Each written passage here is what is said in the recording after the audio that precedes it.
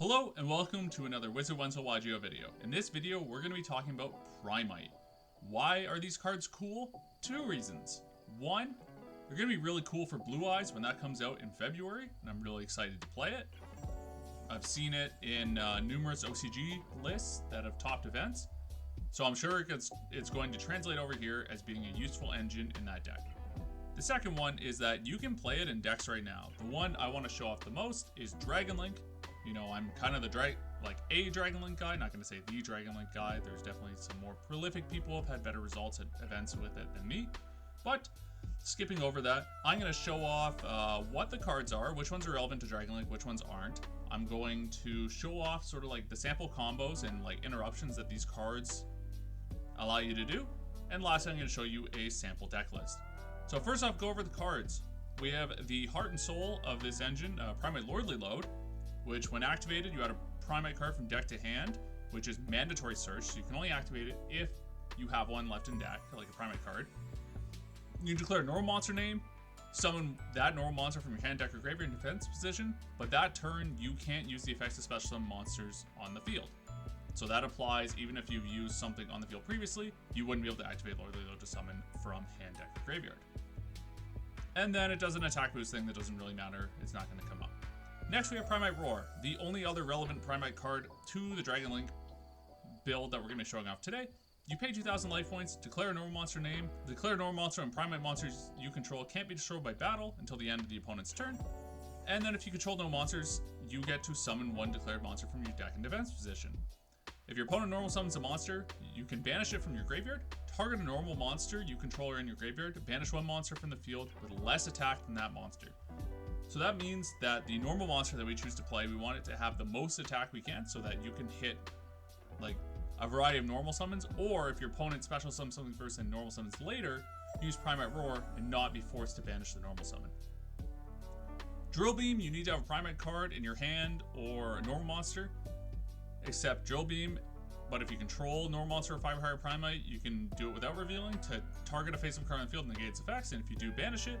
And then during your main phase, control Primite, you can set this card from your graveyard. Not relevant right now, will be relevant for Blue Eyes builds, especially when the new level 4 Primite comes out. And then Primite Howl's the Trap, which similar effect to Roar, where you declare no monster name, except you take no battle damage with declared monster's name and Primite monsters. And if you control normal monsters, special summon one from your deck or graveyard. And then other effect, like this card's not very useful. It's too hard to set up. And then Primite Imperial Dragon. So you can only normal summon it by triggering one normal monster, and then during your opponent's main phase, you can reveal this card and then normal summon it, and then you can only use effect once per turn. So it's tributed summoning, you can just negate the effects of all his monsters your opponent currently controls, and banish all monsters your opponent controls the same type or attribute as a normal monster in your graveyard. So the card reads okay, but the issue is if you're searching for that, you're not getting access to a normal monster unless you use Lordly Load, and then like you're not comboing off with Dragon Link at all. So let's swap over and show off what these cards can do. So we've got my remote duel set up here. It still fresh from the remote duel ICS that was this weekend. I didn't do that well. Unfortunately, I was out by round 7, but it was a very long day. I'm sure you've seen other people talk about it. So let's say where these cards shine the most is if you have a hand that's like full of 4 hand traps and then you have Lordly Load, that's still ending on seals, which is pretty cool. So what you do, you activate Lordly Load, effect, you search the Roar. You activate Roar, you pay 2,000 life points, declare Alexandrite Dragon, because for a couple reasons, and you summon it from your deck in defense position. Then what you can do, you link off into Strike a Dragon, and then you do not use its effects. Partially because I'm no longer playing the rocket package in this, and mostly because we want to leave Lordly Load available to revive a normal monster.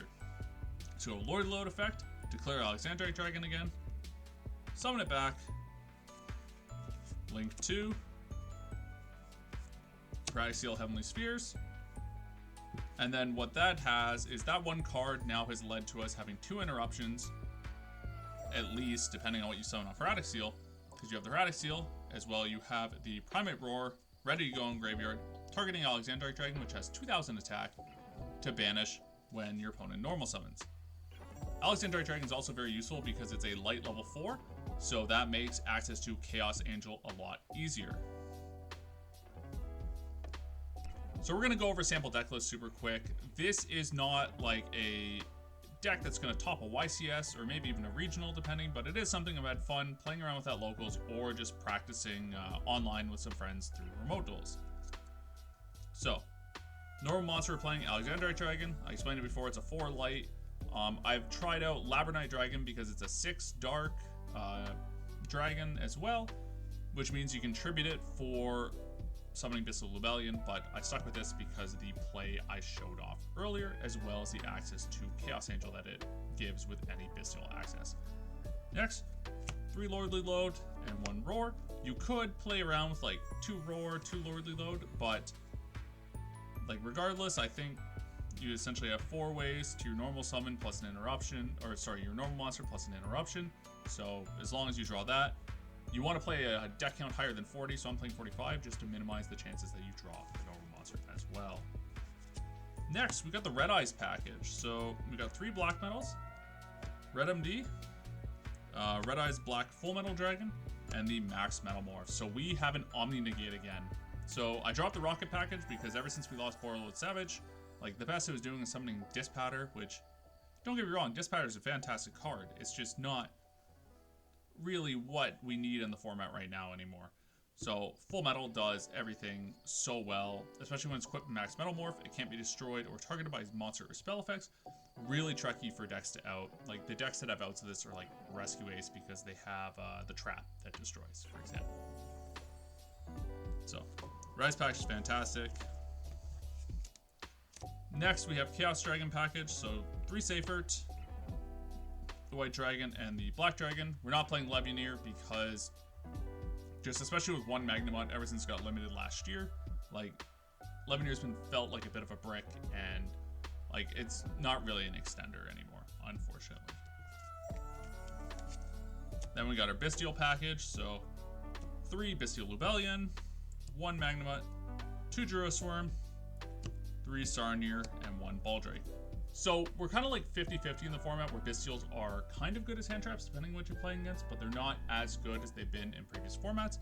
With Azamina in the format, like these things are really cool for being able to hit when they're trying to shuffle back the Mu Rusilago to get Hollowed Azamina back. But if they go straight into Illa Sylvia, like they're less good. But you have other targets, you have the IP from Flamberge and the like, so overall they're not bad. And then against Yubel, they have their targets, of course. Next, we're playing a level 8 dragon that is an extender. We have 2 Dark End Evaporation Dragon. So if you're not familiar with this card, it came out in Infinite Forbidden. It's a common, super easy to get. You banish a level 8 Lighter Dark Dragon. Actually, no, it doesn't even have to be a Lighter Dark. You just banish a level 8 dragon from your extra deck, like so it has to be a fusion or a synchro, to summon it. And then you're able to Ignition Effect, either make it lose 500 attack, targeting an attack position monster to send it to graveyard, or you can fusion summon using monsters on your hand and field. So this is really good because it either gives us access to the rank 8 XYZ pool with Bestial Rebellion, or lets us fuse into Borreload Furious Dragon, which is a neat card. So the last sort of dragon we're playing in this before we get into the spells, 1 Fallen of Albaz. We are playing this because it's still a pretty good target to hit off seals. It basically turns your seals, which is 1 interruption with the bounce, so you get the bounce, the fuse off of an extra deck monster or a lighter dark monster. So that's 2. And then the third one being the Mirror Jade that you eventually summon. So overall, I think this is the best seals target right now. Like, I know Grand Tusk exists, but like, this is also a level 4 Dark Dragon, so you can still like normal summon it, make Striker Dragon, and then make plays if you end up drawing it. And then shuffle it back with Regained, so it's still in the deck for when you want to use Erratic Seals. Moving on to the spells, we have Regained, Chaos Space, 1 for 1 because Black Metal Dragon is that good, as we know with Red Eyes package now, and Call by the Grave. So that's it. We're not playing all the field spells because we're not playing the Rockets, we're not playing Quick Launch anymore, so it really makes this deck a little more streamlined and lose less to things like any spell, or you being annoyed that you drew Boot Sector Launch like 12 games in a row. Lastly, we have the non-engine. This is where, like, I just threw stuff in here. Like, I'm not putting the most expensive stuff in here because I didn't feel like moving my fool losses, but we have 3 Ash Blossom. I think those are pretty self-explanatory. Effect Failure is pretty good, especially because we want to put lights in the grave for our Visceals, so I think it's worth playing Effect Failure. Nibiru, you might want to play Fool Loss in there if you can afford them. And then Imperm as well. One card that we don't want to put in here is Dominus Impulse because we have our Lubellion that we really don't want to shut off from being able to activate either of its effects. As well as Sporadic Seals. Moving on to the extra deck. We have our Link one, so Striker Dragon, Guard Dragon, Pisty. We have 2 copies of Seals. Ignore the second one not being QCR. It's in my Tempai deck. We have IP Masquerena. We have SP Little Knight for the IP to go into, especially with Bonanza reprinting this. This is a lot more accessible for people, which is very nice. We have Dark, the Dark Charmer Gloomy. Triple Burst to set up the Pisty lines, and then Access Code Talker to close out games using Triple Burst as our Link 3 to make it bigger. Now we get to get the fun part of the extra deck, where we get to play sort of like the rest of the rainbow. So we got Synchros, represented by Chaos Angel. XEs, represented by number 38 Hope Harbinger Titanic Galaxy. This card is really cool for reasons that I think most of you know, but not everyone, because yes, it can negate and attach a spell card that your opponent activates, but also the attack redirection where you detach on attack deck, you proceed right to damage calculation. So if your opponent's playing Tempai, you skip start a damage step, they're unable to use things like Chundra or Fadra at the start of damage step, which is very useful. Then for our fusions, we play Borlode Furious because it is kind of like a DPE, like a Destroyer Phoenix Enforcer light. And then as well, when it does end up in graveyard, it can be used as an extender by banishing itself to summon a Dark Link monster back.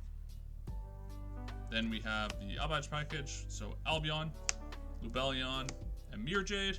So these exist. One of them you might have to use to, like, whatever you have to fuse off with Albaz, and then fuse in this, and you have the other one so that you have the ammo for Mirror Jade. And this is cool because if you dump it, you can set like Branded Regained, or post side, you can set Branded Beast. So going into the side deck, this is, again, just very sample. We have a Agave Dragon, just to burn for time. We have 3 copies of Droll. Droll seems okay, but, you know, whatever. 2 copies of Phantasme. Again, use your discretion, you can play something better. We have Feather Duster and 2 copies of Cosmic Cyclone. Then we have Branded Beast, Rivalry of Warlords, Skill Drain, and a Spell Fragrance. And then for last 2 slots, Dimensional Barrier to avoid losing to Tempai. So kind of all of these I think are pretty good. Like, obviously when you're going first, you might be able to tool like what you can side in for going second. Like, I think Phantasme, if you drop the nibs, you can put the nibs inside deck, and so on and so forth. So that's all we have for the video. Hopefully you got a little more hyped about Primite than you were before you watched. And the great part is, if you pick them up now, that means you have them when the Blue Eye Structure deck comes out. So that's all I have for this video, and I'll see you guys in the next one.